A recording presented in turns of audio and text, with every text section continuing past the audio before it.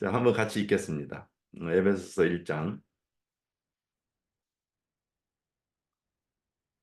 에베소서 1장 1절과 2절을 읽겠습니다. 하나님의 뜻으로 말미암아 그리스도 예수의 사도된 바울은 에베소에 있는 성도들과 그리스도 예수 안에 있는 신실한 자들에게 편지하노니 하나님 우리 아버지와 주 예수 그리스도로부터 은혜와 평강이 너희에게 있을지어다. 이렇게 되어 있습니다. 바울이 그 노마의 어, 3차 전도 여행을 끝나고 이제 노마의 그 죄수로 어, 배를 타고 가게 됐죠. 지난주에 말씀드린 건데. 그래서 이제 그 재판이 이루어져야 되는데 가이사에게 호소했잖아요. 근데 그때 황제가 바뀌는 바람에 그 한 2년이라는 공백 기간이 생겼어요. 그래서 그 2년이라는 그 공백 기간이 뭐 그 바울에게는 어, 죄수도 아니고 또 그렇다고 자유도 없고 돈 주고 셋집에 살게 됐는데 감옥은 감옥이죠. 왜냐하면 아직 그 무죄가 선고되지 않았으니까요. 그래서 간수들이 그들을 지키고 그러나 자유가 좀 허락이 된 상태로 사람들이 방문도 하고 그랬습니다. 그 2년의 기간이 이 옥중서신을 쓰는 계기가 됐죠. 지난주에도 말씀드렸지만 우리의 환경 속에 때로는 우리가 어쩔 수 없는 또 어, 변화시킬 수 없는 그런 환경이 된다 할지라도 우리는 그것이 하나님으로부터 주신 환경이라고 받아들이면 수용하면 우리는 마음이 평안할 수 있습니다. 그래서 마음의 평안은요, 다음 주는 평안에 대해서 이야기하겠지만 이 마음의 평안은 어, 어떤 환경에 의해서 주어지는 게 아니에요. 주님에 의해서 오는 겁니다. 그래서 주님의 시선으로 하나님의 뜻으로 우리가 이 환경을 바라볼 때, 우리의 시간을 바라볼 때, 우리는 수용하게 돼요. 그것을 받아들이고 그 안에서 하나님이 주시는 평안을 누리게 된다 하는 거죠. 얼마 전에 저는 그 은퇴를 하고요. 여러 가지 계획을 짰어요. 7월 달 이제 6월 말에 은퇴를 했는데 7월 달 시간표를 짰습니다. 제가 어디에 넣었는데 매일처럼 성경은 하루에 얼마 읽고 운동은 하루에 얼만큼 하고 뭐 또 친구는 뭐 이렇게 누구 일주일에 한 사람은 만나고 이런 구체적으로 계획을 제가 상당히 짰어요. 그리고 논문을 준비하기 위해서 몇 장을 하루에 쓸 것이며 또 정리할 것이며 성경 공부 준비는 또 어떻게 할 것이다 하는 것을 굉장히 시간별로 짜고 또 일주일에 한 번 정도는 제 여가를 보내기 위해서 또 그동안 한 7년 동안 제가 7년 전에 배웠던 골프가 있는데 또 골프도 한번 치고 싶었어요. 그런 계획을 다 짜고 어, 7월 1일 시작했는데 7월 한 3일인가요? 2일인가 3일인가? 토네이도가 여기를 불었어요. 예, 휴스턴에. 그래가지고 전기가 일주일이 안 들어왔어요. 거의 한 5, 6일이 안 들어왔어요. 뭐 아무것도 못했죠. 예, 아무것도 못했어요. 그리고 이제 회복되는가 싶었는데 그래 이제 캘리포니아에 한번 다녀와야 되겠다 생각했는데 웬걸 또 어, 해리케인이 불었어요. 해리케인이 불어가지고 또 정전이 됐네요. 근데 마지막 날이에요. 아니, 그게 이제 전에 토네이도가 있었고, 이번 7월 달에는 해리케인이 불었어요.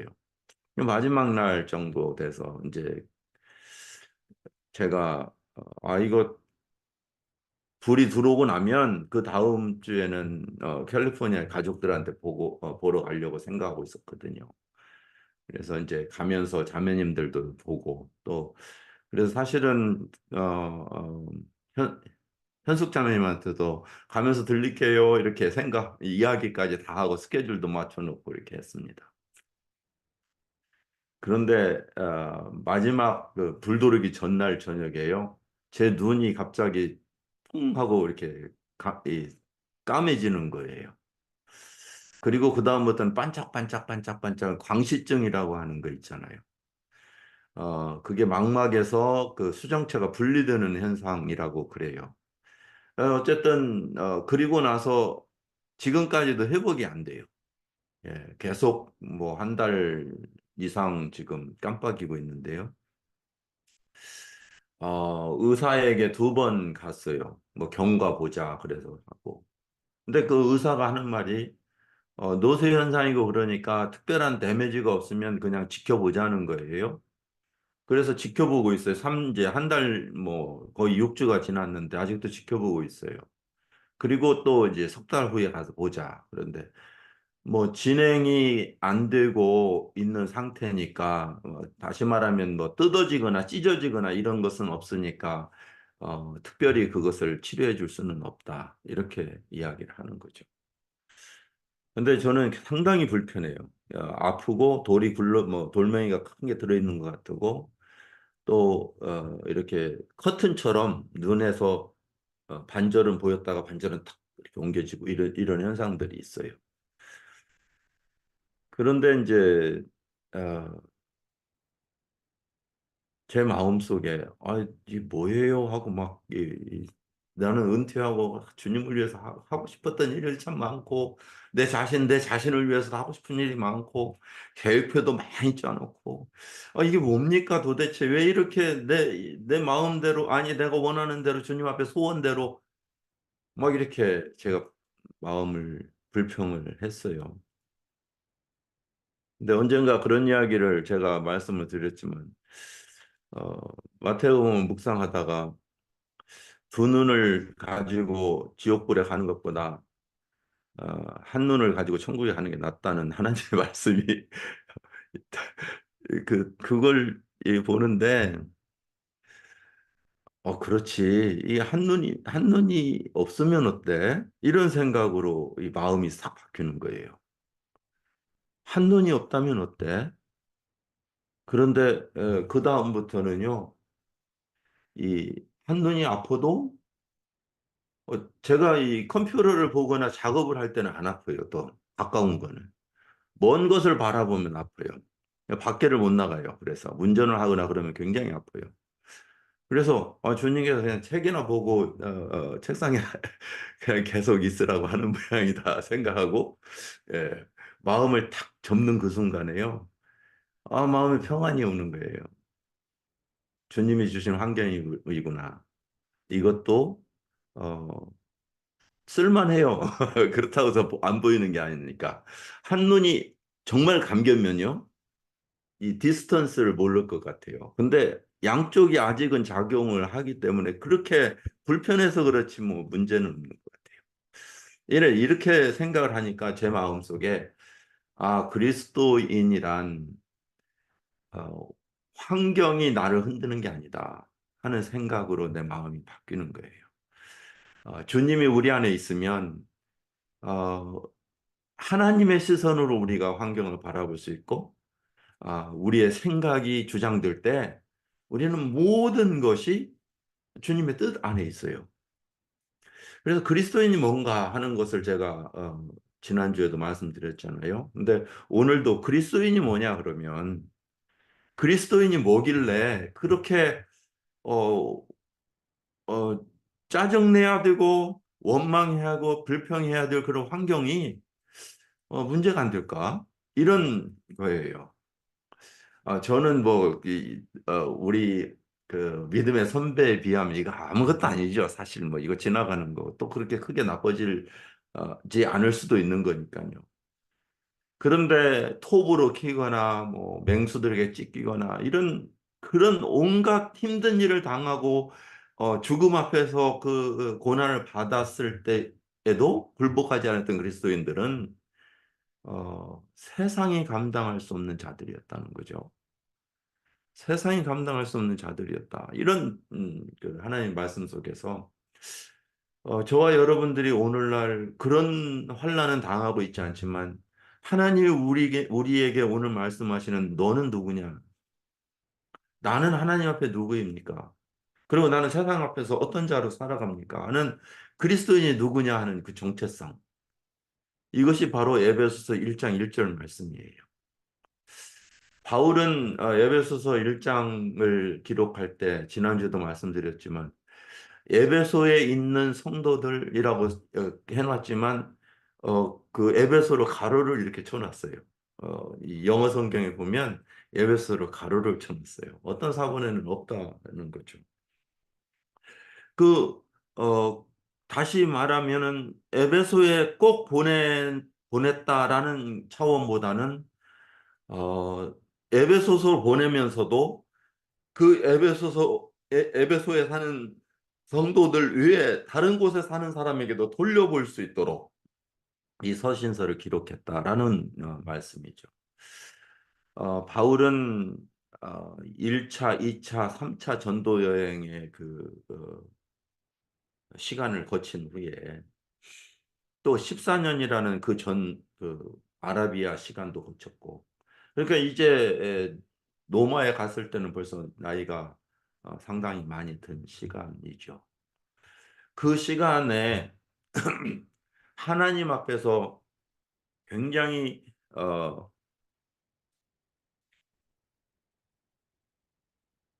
영적인 진리들을 배워가고 그 하나님의 신비로운 말씀들을 어, 그 계시들을 바라보고 또 스스로 정립해가고 이러한 시간 속에서 그는 이 어, 교회가 무엇인가 하나님께서 어, 왜 예수 그리스도를 이 땅에 보내셔서 그 예수 그리스도를 그 자기 아들을 죽이면서까지 교회를 세우기를 원하셨는가 하는 이 교회의 진리를 창세전에 가졌던 하나님의 그 경륜을 그 에베소서를 통해서 기록해 주는 거예요.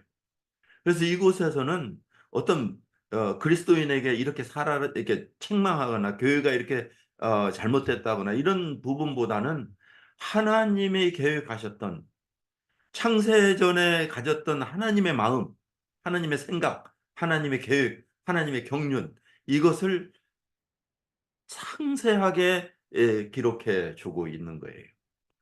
그러니까 우리가 이 2000년이 지난 이 시간 속에서 우리가 이 말씀을 대하지만 이것은 하나님께서 바울을 통해서 우리들에게 알려주고 싶었던 말씀이라는 것이죠. 물론 모든 하나님 말씀은 하나님의 입김으로 된 하나님의 그 영감으로 된 계시지만은 그러나 이 동일하게 또 이 바울 사도는 이 에베소 교회에게 편지했지만 그러나 오늘 살아가는 우리들에게 주신 말씀이다. 그래서 그 수신자가 오늘 1절에 읽은 대로 뭐예요?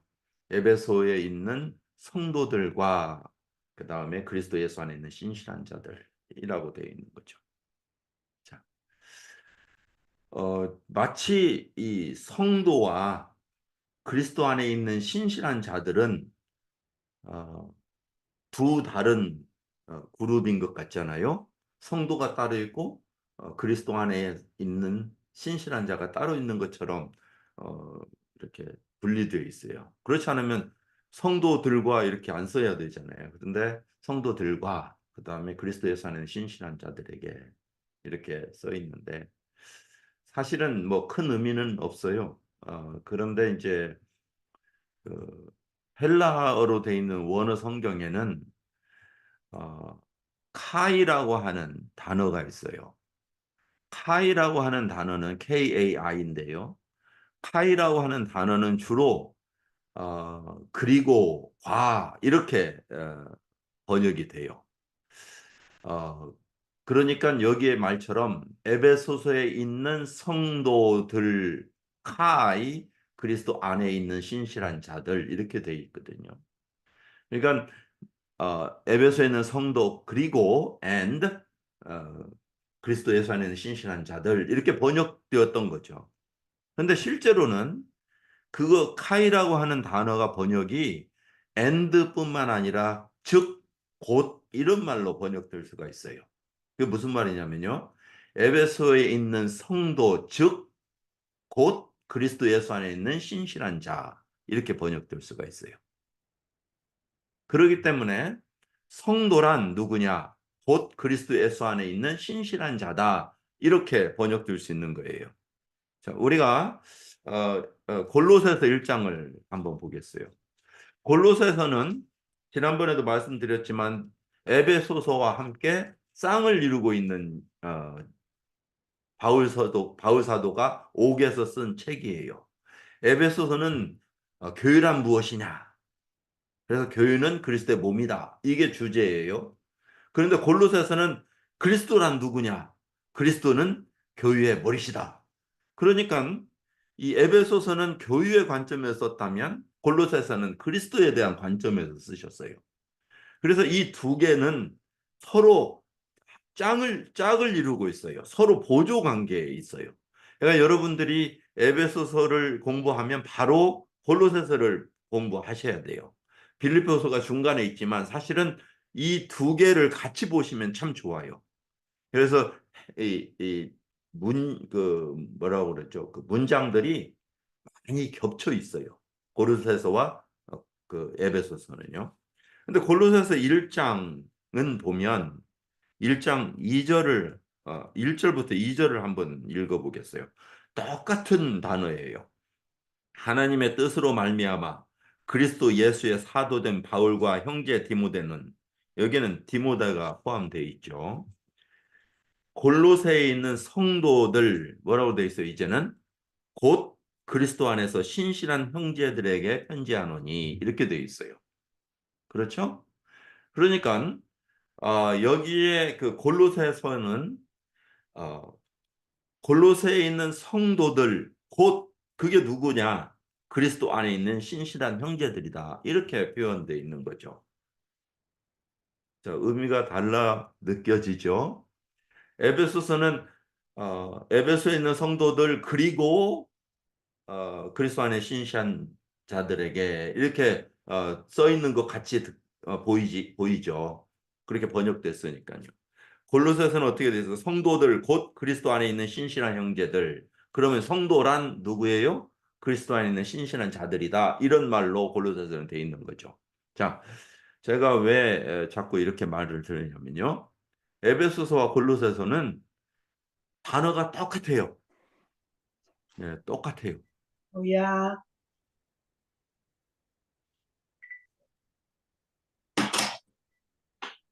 예, 남이 자매님 꺼주셔야 돼. 스피커. 예, 그래서 이 문장이요 똑같아요. 문장이. 그 말은 뭐세요? 파이라고 하는 단어를 똑같이 썼는데도 번역을 그렇게 해놨어요. 다르게. 다르게. 그러니까 이 두 다른 그룹이 아니라 에베소에 있는 성도들 곧 그리스도 예수 안에 있는 신실한 자들에게 편지하노니 이렇게 번역이 되어야 된다는 거예요. 이해되셨죠? 자, 그러면 이 편지를 받는 성도들은 누구냐? 지난주에 우리는 성도에 대해서 살펴봤죠. 성도란 거룩한 무리이죠. 거룩하다고 하는 것은 분리되었다 하는 말이에요. 그래서 구분됐다, separation. 네. 어, 절단된 것이 분리되어 있어요. 구분되어 있어요. 이것을 거룩하다 그렇게 이야기해요. 그래서 거룩이라고 하는 단어는 하나님에게 속한 것이었고 하나님에게 사용하셨어요. 그래서 거룩한 하나님 이렇게 이야기하죠. 구약 성경에는 그 거룩하신 하나님은 죄인들이 보면 죽었어요. 그래서 그 거룩한 그 하나님께서는 항상 인간으로부터 분리되어 계셨어요. 구분되어 있었어요. 천사들이 제단 숲의 제단에서 거룩하다, 거룩하다, 거룩하다 이렇게 하죠. 이사야는 그 음성을 들었을 때 자기가 죽을 것이라고 생각했어요. 그래서 내 입이 부정하다고 그렇게 입을 가렸죠. 이 거룩한 하나님은 보면 죽는다고 생각했어요. 그런데 모세가 대면해서 하나님을 보았다고 하는데 사실은 영이신 하나님을 볼 수는 없죠. 그렇죠? 그런데 하나님께서 직접 말씀하시는 그 현장에 있었다는 거였을 거예요. 그런데 모세는 율법을 받으러 가지고 내려왔을 때 그의 얼굴이 어땠어요? 광채가 났잖아요. 얼굴에 광채가 났어요. 그래서 사람들이 그의 얼굴을 볼 수가 없었어요. 그리고 나서 그는 얼굴을 사람들 앞에 있을 때는 수건으로 가렸어요. 왜냐하면 너무나 거룩한 거예요. 그래서 고린도후서에는 이렇게 표현해요. 하나님의 법, 온전케 할 수 없는 하나님의 법조차도 너무나 거룩해서 하나님이 사람 앞에 비출 수 없는 그러한 광채가 났다는 거예요. 그만큼 이 거룩하신 분이신데 세상으로부터 구분되어 있고 피조물로부터 구분되어 있고 더군다나 이 죄로부터 구분되어 있는 분이신데 그 거룩하신 분이 육신을 입고 세상 안으로 들어오셨어요.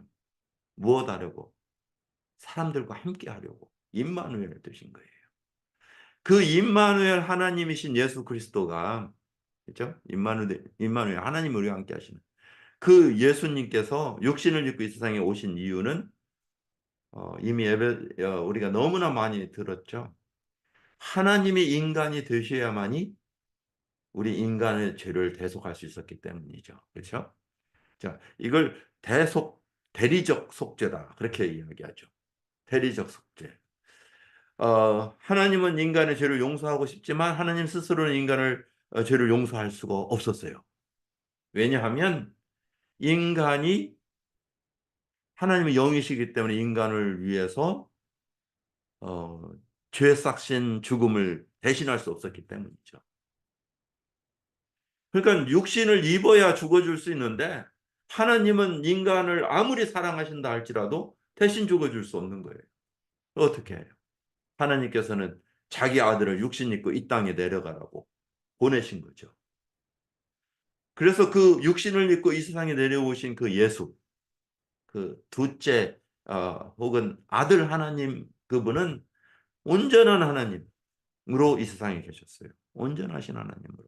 그리고 또한 온전한 인간으로 이 세상에 예, 오셨어요. 그 온전하신 하나님은 죄가 없으시기 때문에 죄 있는 인간을 위해서 죽을 수 있는 자격이 있고 온전한 인간이신 하나님이신 그 예수님은 또 인간이기 때문에 인간을 죄를 위해서 대속 제물이 될 수 있었다 이런 거죠. 이 예수님이 이 세상에 오셨을 때 바울은 그 예수님을 예수는 하나님께서 나와서 어떻게 지난주에 말씀드린 것처럼 우리의 지혜가 되셨고 우리의 거룩함이 되셨고 우리의 의로움이 되셨고 우리의 구속함이 되셨다 이렇게 표현하고 있어요. 예수님은 하나님의 속성인 거룩함과 의로움과 지혜와 구속함과 그 하나님의 그 성품을 가지고 이 세상에 살으셨을 뿐만 아니라 우리 안으로 인풋 하셨어요. 집어넣으셨어요. 그것이 바로 성도다. 제가 이야기했죠. 성도는 우리가 거룩한 삶을 살았기 때문에 성도가 아니에요. 하나님께서 우리를 구분하셨기 때문에 성도예요. 거룩하게 만드셨기 때문에 성도예요. 그래서 하나님의 성품을 하나님처럼 하나님의 성품을 닮은 신의 성품에 참여한 예수 그리스도의 성품을 소유한 그러한 자가 성도다 하는 이야기를 지난주에 했죠. 그러한 그 거룩을 우리에게 주시기 위해서 예수님은 하나님의 뜻을 아버지의 뜻을 따라 십자가의 단번에 들이심으로 우리의 모든 죄를 용서하시고 모든 죄를 짊어지시고 세상에 있는 모든 죄 제거하듯이 우리의 모든 죄를 짊어가시고 지고 가시고 어, 부활하신 후에 다시 부활하셔서 그의 생명을 우리 안에 넣어 주신 거예요. 그의 생명은 거룩하신 생명이고 그의 생명은 의로우신 생명이고 그의 생명이 사랑이시고 온유시고 자비시고 성령이 가진 하나님의 성품이신 거죠. 그래서 우리가 신의 성품에 참여했다는 것은 무엇을 의미하냐면 하나님의 성품이 우리에게 부음받았다. 예수 그리스도와 함께 우리에게 주어진 것을 의미합니다. 그러니까 우리를 따로 구분하시고 우리를 성도라 부르셨다고 이야기하는 거죠. 예. 하나님의 역사이셨어요. 성령님의 일이셨죠. 우리를 새로운 피조물로 창조하셨어요. 그래서 우리를 성도라 부르시는 것을 즐거워하시는 거죠. 이게 얼마나 영광스러운 신분이에요. 그렇죠?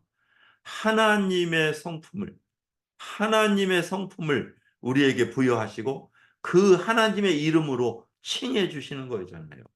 거룩한 물이다. 우리가 감당할 수 있는 단어가 아니라니까요. 하나님의 성품의 단어지.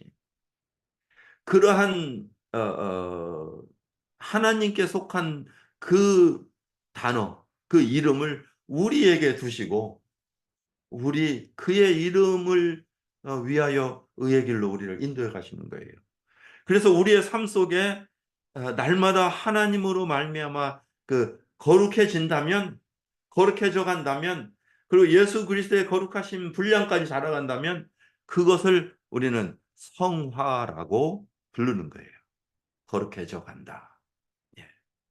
그래서 그리스도인은 이 하나님의 생명을 부여받고 그 하나님의 그 성품을 향해서 살아가는 자들이다. 그래서 성도라고 부르는 거예요. 근데 그 성도는 누구냐? 오늘 에베소 1장 2절에 곧 뭐라고 했어요? 그리스도 안에 신실한 자들이다. 그러니까 신실하다는 말은 무슨 말이에요? 신실한 자다.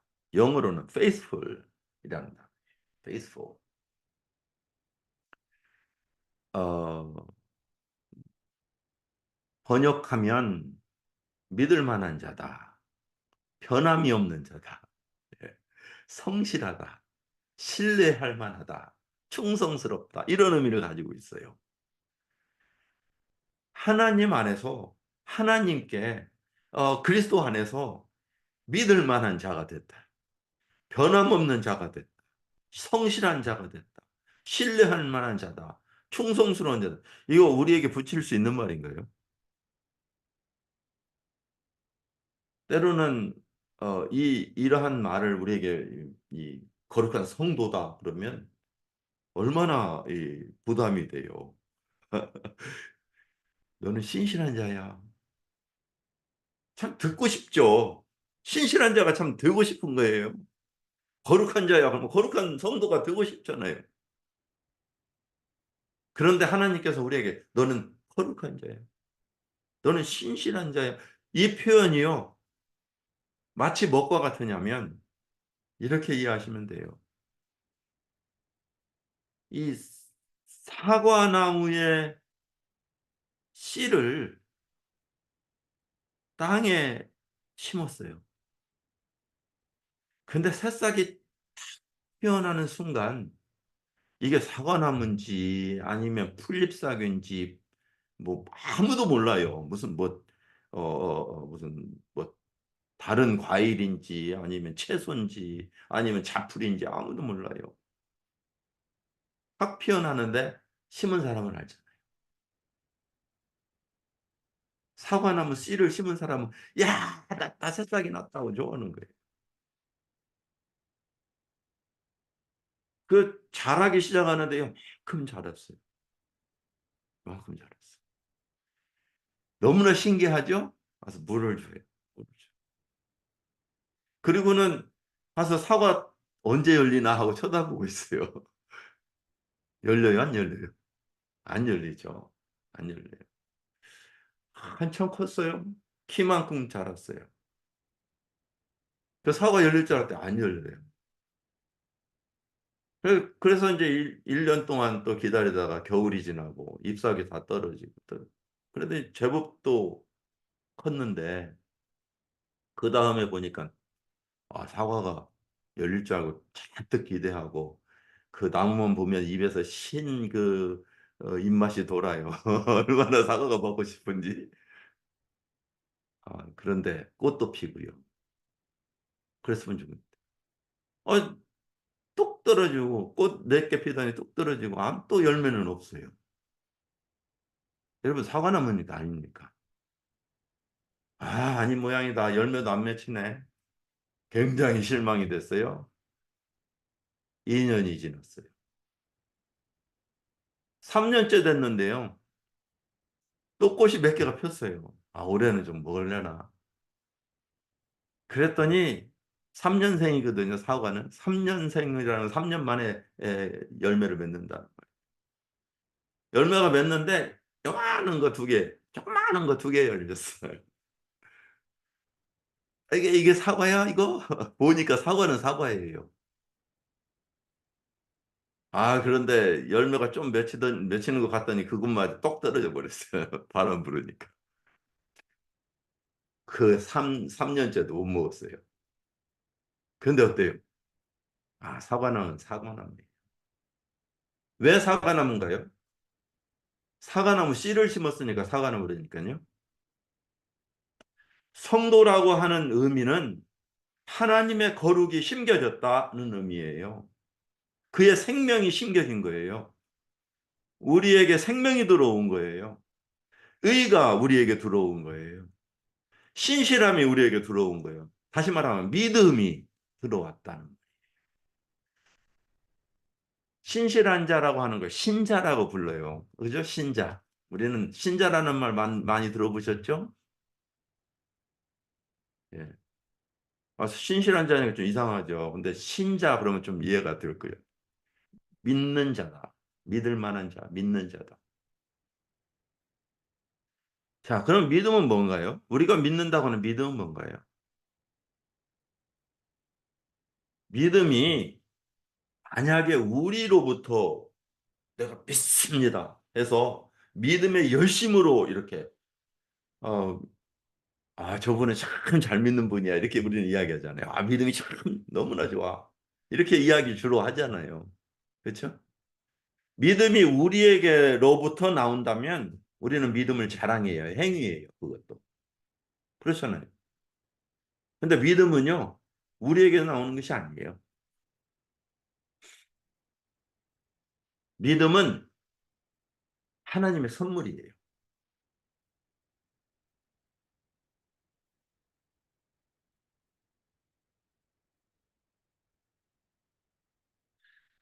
우리가 저기 너무나 잘 아는 어, 그 에베소서 2장 11절 에베소 2장 8절부터 보면 아마 여러분들이 암기하고 계실 수 있어요. 너희는 그 은혜를 인하여 믿음으로 말미암아 구원을 받았으니 이것은 너희에게서 난 것이 아니요 하나님의 선물이다. 이렇게 돼 있어요. 그런데 많은 사람들 생각하기를 너희는 은혜로 받은 구원이 하나님의 선물이다. 이렇게 생각해요. 그런데 어순이 이렇게 돼 있어요. 하나님의 은혜에 의해서 믿음으로 말미암는 구원은 하나님의 선물이다. 이렇게 돼 있어요. 다시 말하면 구원을 주시는 그 믿음은 하나님의 선물이다. 이런 표현이에요.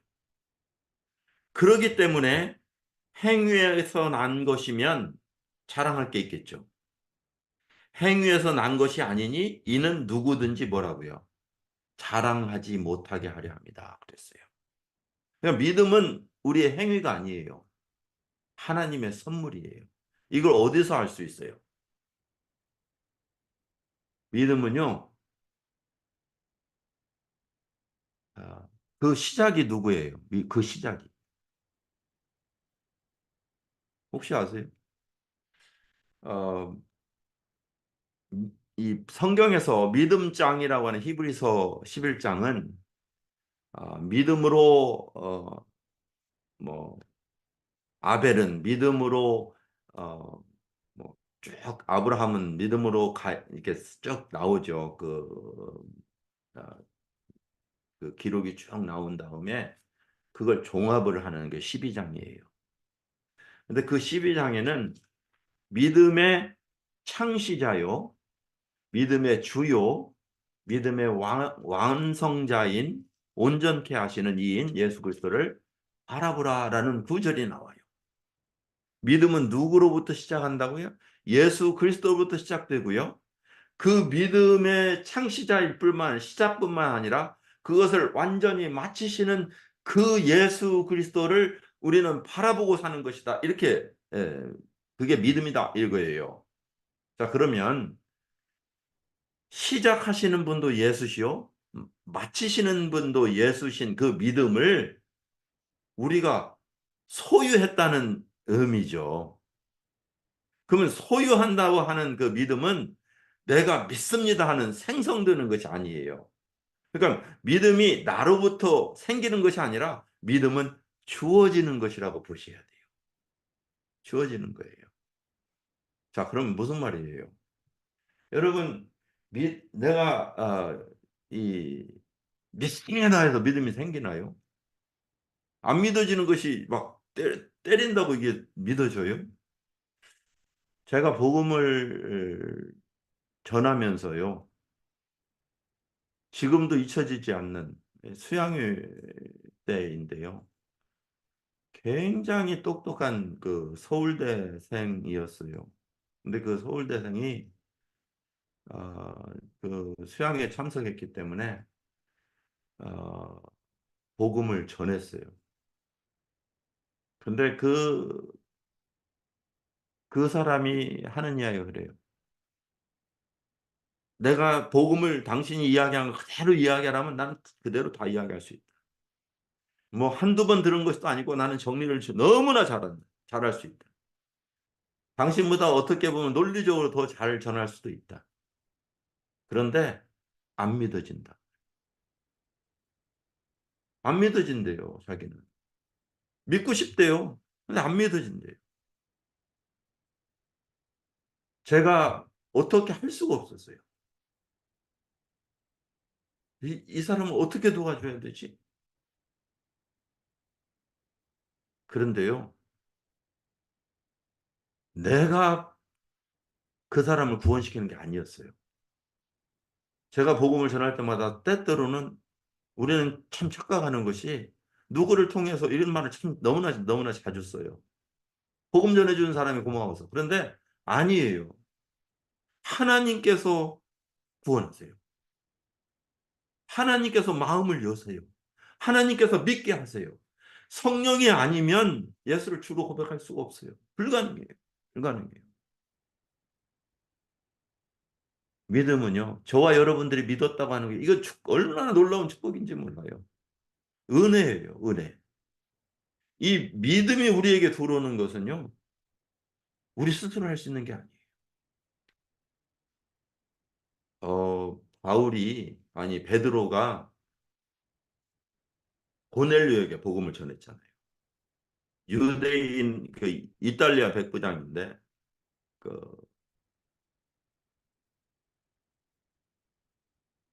꿈속에 환상에서, 저기, 어디에요? 요바에 있는 시몬 가서 청해라 해가지고, 천사가 말해서, 자기 집에 초청하잖아요. 베드로한테 하나님께서 환상 보여주시고, 너 거기 가라. 더럽다고 하지 말고, 이방인이라고 싫어하지 말고 가라. 그래서 갔는데, 예수 그리스도께서 너희를 위해서 죽으시고 믿는 자는 죄 사함을 받는다 하였도다 하는 말을 듣는데 그때 사람들의 마음속에 성령이 임하는 거예요. 예. 그래서 이제 예루살렘에 돌아왔더니 예루살렘 교회에서 난리가 났어요. 내가 사도 중에 리더인 네가 어떻게 이방인한테 가서 그들과 함께 교제할 수 있느냐? 그들한테 어떻게 어? 복음을 전하고 또 침례를 주고 뭐 이럴 수 있냐? 막 했죠. 그러니까 베드로가 그 일어난 사건을 쭉 설명을 해요. 왜 자기가 그곳에 갈 수밖에 없었고 그 환경 속에서 하나님은 어떠한 역사를 했는지를 쭉 설명을 다시 해요.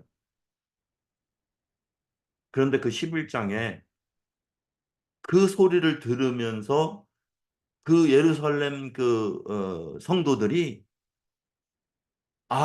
이방인에게도 하나님께서 예수 그리스도를 믿는 회개를 허락해 주셨도다. 그렇게 이야기해요. 예. 누가 준다고요? 하나님께서. 예, 그거는 우리 인간이 스스로 할 수 없는 거예요. 똑똑해서 되는 게 아니에요. 그래서 은혜인 거죠. 그래서 은혜예요. 그래서 믿음이라고 하는 거, 신실하다고 하는 것 이 자체가요. 우리에게서 소생되는 게 아니라 하나님으로부터 주어진 이 믿음이 우리는 자라가는 거예요. 마치 생명처럼. 그래 이제 칼빈이라고 하는 그 종교 개혁을 하신 분은 이렇게 이야기하죠. 우리의 믿음은 단순히 피동적이다. 그건 수동적인 우리가 스스로 하는 것이 아니다. 우리에게는 하나님의 호의를 받기 위해서 가져갈 수 있는 것이 아무것도 없다. 우리는 자신들에게 결핍되어 있는 것들을 그리스도께로부터 받을 뿐이다. 이렇게 이야기했어요. 이게 뭐 우리 스스로는 할 수 있는 게 없다 그러죠. 근데 생각해 보세요. 그럴 수밖에 없는 것이 우리는 죽은 자들이잖아요. 영적으로 죽은 자들이란 말이에요. 죽은 자들 안에서 능력이 있느냐고요. 있을 수 없죠. 불가능한 거죠. 그러니까 죽은 자들이 살아날 수 있는 것은 살려주셔야 되는 거예요. 예. 그래서 이제 그 영국의 유명한 설교가가 있어요. 그게 이제 어, 로이드 존스라고 하는 분인데 웨스트민스터 어, 교회의 목사로 오래 그, 어, 계셨고 또 노마서 강해가 유명해요. 그 웨스트민스터 채플 영국의 그 채플에 그 로마서 강해만 6년을 했대요. 그러니까 얼마나 오랫동안 노마서만 설교했겠어요. 그분이 이렇게 이야기를 했어요. 우리의 믿음이 우리를 구원한다고 말해서는 안 된다. 주 예수 그리스도가 우리를 구원하신다. 우리의 믿음이 우리를 구원한다고 말하면 우리의 믿음은 그 순간 하나의 행위가 된다. 그러면 우리에게 무엇인가 자랑할 것이 있게 된다. 믿음은 우리를 구원하지 않는다.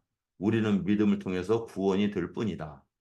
믿음은 단지 수단일 뿐이다. 그것은 칭의를 일으키는 원인이 아니다. 하고 이 사람이 가진 이 믿음에 대해서 그냥 설명하고 있는 거예요.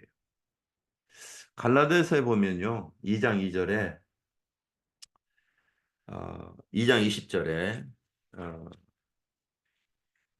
너무나 여러분들이 잘 아는 말씀이죠.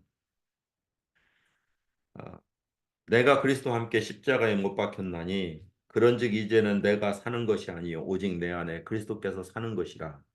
이제 내가 그리스도 육체 가운데 사는 것은 나를 사랑하사 나를 위하여 자기 자신을 버리신 하나님의 아들을 믿는 믿음 안에 사는 것이다. 이렇게 이야기하고 있어요.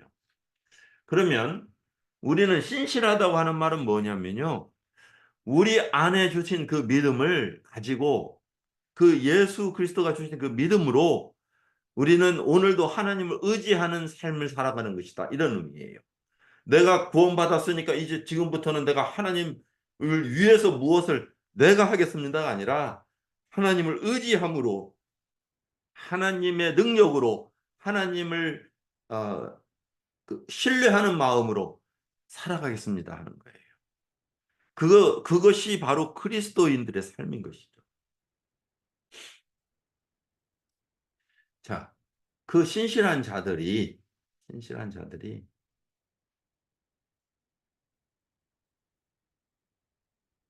바로 성도라고 그렇게 이야기했어요. 성도. 그 신실한 자들을 갖다가 곧 성도라고 불렀어요.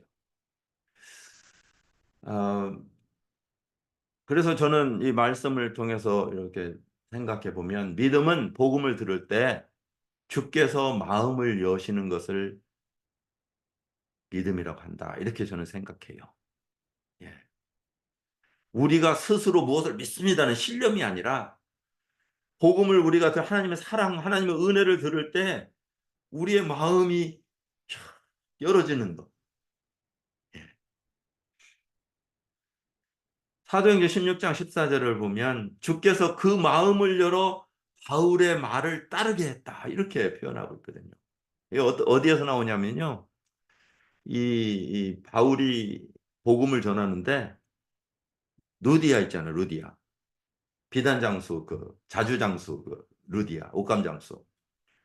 그 빌립보에서 막 마게도니아에서 나를 도와라 나를 도와라 막 하고 손짓해서 아시아로 가지 않고 그 강 건너 마게도니아 땅에 갔다가 빌립보 지방에 이르르니까 기도 처소가 있는가 하고 강가를 갔는데 거기에서 이 누디아라고 하는 여자를 만나거든요.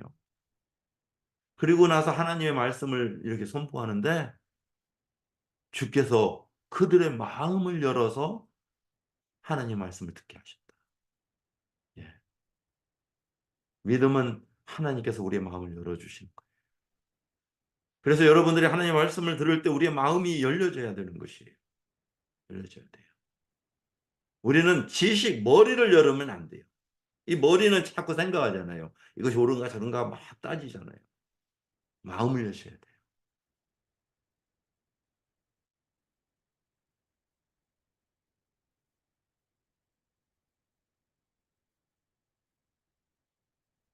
그런데 이 신실한 자를 성도라고 했는데요. 그 앞에 단서가 붙었어요. 어떤 거예요? 그리스도 안에서. 예, 단서가 붙었어요. 그리스도 안에서 신실한 자, 곧 성도. 네. 이, 이 거룩하다, 믿을 만하다, 신실하다 이것은요. 완성형이 아니에요. 완성형이 아니에요. 진행형이에요. 거룩한 자들은 거룩해져 가요. 어디까지? 그리스도의 분량까지. 성화라고 그래요. 우리의 믿음은 또한 신실한 자로 지속적으로 더 깊이 믿음이 성장해 가는 거예요. 그래서 정말 우리에게는 여러분들이 좋아하는 구절 이게 있죠. 우리에게는 미쁨이 없을지라도 하나님은 이랑 미쁘시니 이렇게 말씀하잖아요. 그죠?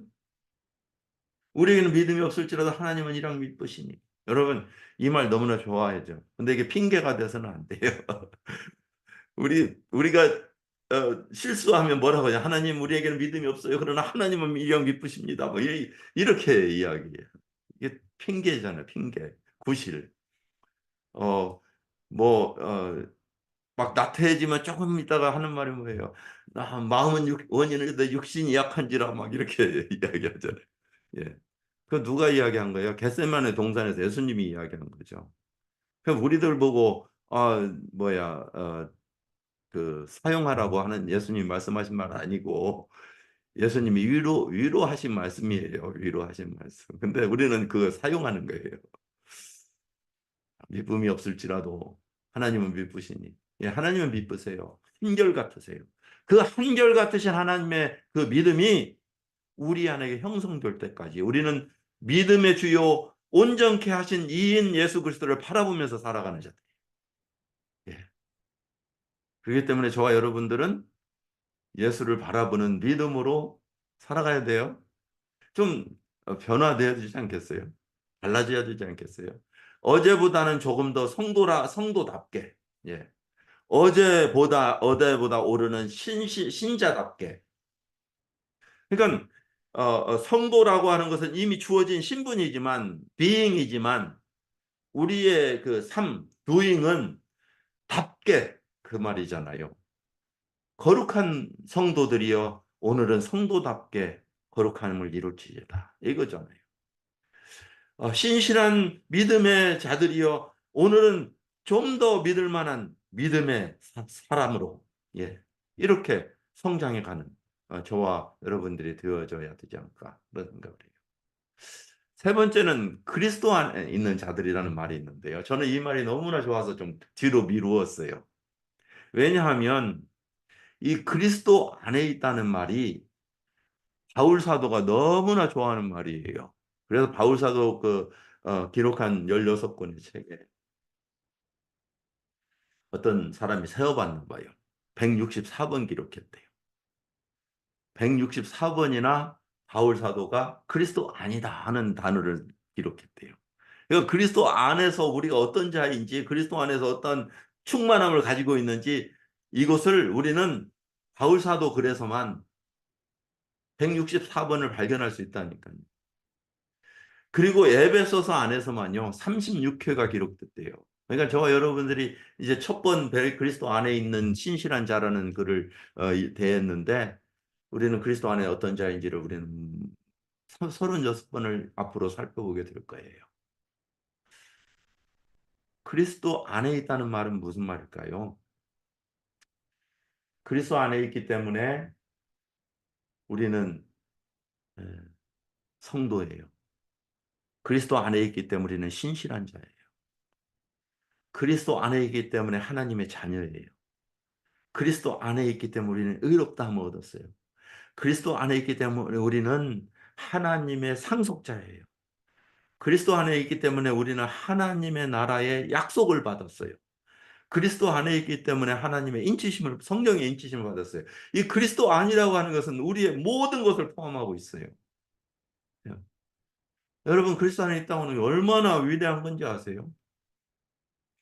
에베소서 3장에는요. 그리스도 안에서 하늘의 모든 신령한 복을 그리스도 안에서 우리에게 복 주셨다. 우리 다음 주에 살펴보겠죠. 에베소서 1장 4절에는 그리스도 안에서 창세전에 우리를 창세전에 선택하셨다. 이 생각할 수 있어요? 그리스도 안에 있기 때문에 우리가 그걸 보는 거예요. 에베소 4장 32절은 그리스도 안에서 우리가 속죄함을 얻었다. 로마서 8장 1절에서 2절은 그리스도 안에서 우리는 결코 정죄함이 없다. 들어보셨죠? 죄로 정함이 없다. 그리스도 안에서 우리는 하나님께 대해서 산자로 여길지어다. 그리스도 안에서 우리는 영적으로 하나님 앞에서 살한 자가 되었다는 거예요. 생명을 얻었다는 거예요. 그리스도 안에 누구든지 새로운 그리스도 안에 있는 자는 새로운 피조물이라 이전 것은 지나갔으니 보라 새 것이 되었도다. 그리스도 안에서 하나님의 아들로 인정되었으니 그리스도 안에서 우리는 담대함을 가지고 하나님께 나아가는 것. 그리스도 안에서 우리는 항상 평안함이 있는 것이다. 그리스도 안에서 우리는 정과 세상과 정욕을 십자가에 못 박았다. 아유, 그리스도 안에서 우리가 얼마나 많은 놀라운 축복들이 우리에게 있어요. 이 그리스도 아니라고 하는 이 단어가요. 저와 여러분이 그리스도 안에 있다는 게 행복으로 알아야 돼요. 그래서 밖으로 도망가려고 하지 마세요. 그리스도 안에 있기 때문에 얼마나 이 위대한 이 축복, 이 행복 우리가 가지고 있는지를 생각해야 돼요. 우리가 생각해 보면요. 또 오늘도 못 끝내겠는 게. 우리가 생각해 보면 우리가 대한민국 안에 있다고 하는 축복이 있잖아요. 그렇죠? 만약에 여러분들이 북한에서 태어났으면 대한민국이 아니고 누릴 수 없는 많은 그 자유와 행복 여러분이 못 누릴 수 있어요. 우리가 미국에 살고 있지만 우리가 미국 안에 있지 않고 멕시코나 다른 나라에 있다면 제가 그 삼국경 신학생 가르치는데요. 그 형편없이 의무가요. 고생으로 찌들은 모습들이에요. 그 신학생들이. 예, 옷도 형편없지만 뭐 몰골도 형편없어요. 그래서 제가 이 미국에 대한 이야기를 못해요. 이 말씀을 전할 때. 너무나 이 삶의 차이가 나기 때문에.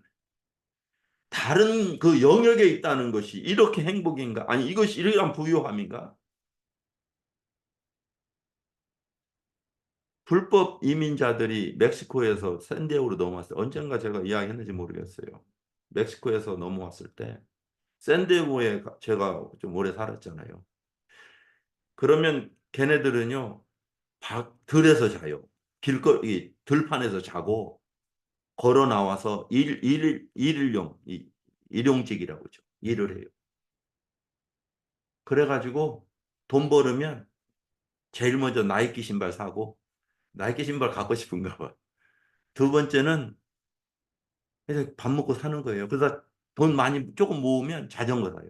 걸어 다니기 힘들으니까. 자전거 막 전봇대에다 묶어놓고 일 가고 그래요. 많이 그런 거 보거든요. 옷을 두 벌을 가질 수가 없어요. 도망 다녀야 되니까. 그래서 저기 어디에요? 라운드룸에서 가면요. 입던 옷 다 빨고는 가만히 이러고 앉아 있다가 다 말라지면 입고 그러고 가요. 여러분, 그 사람들이 영주권 사면 받으면 어떤 줄 아세요? 세상을 다 얻은 것 같아요. 내가 영주권 받았다 이거예요. 내가 영주권 받았다. 미국에 산다니 뭐가 그렇게 좋았어? 그리스도 밖에 있는 사람과 그리스도 안에 있는 사람의 이 권리, 특권, 신분 비교할 수가 없어요. 비교할 수가 없어. 우리가 예수를 믿는다고 하는 것을 좀 더 다른 시선으로 봐야 돼요. 하나님의 아들 안에, 품 안에 우리가 안겨져 있다는 거예요. 그리스도 안에 있다는 거예요. 하나님의 권속. 너는 내 것이다. 너는 내 것이다. 예. 시간이 많이 돼버렸습니다. 죄송합니다. 다음 주에 한 번 더 해야 될 것 같아요. 그리스도 안에 있는 거 다음 주에 한 번 더 하겠습니다. 저도. 그런데 그리스도 안에 있다는 거 두 가지. 네, 두 가지. 하나는 그리스도와 하나 된 자다. 그리스도와 하나 된 자다. 그리스도와 나는 연합돼. 하나다. 예, 그리스도는 나고 나는 그리스도다.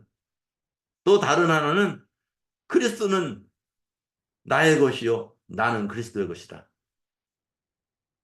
예. 어때요?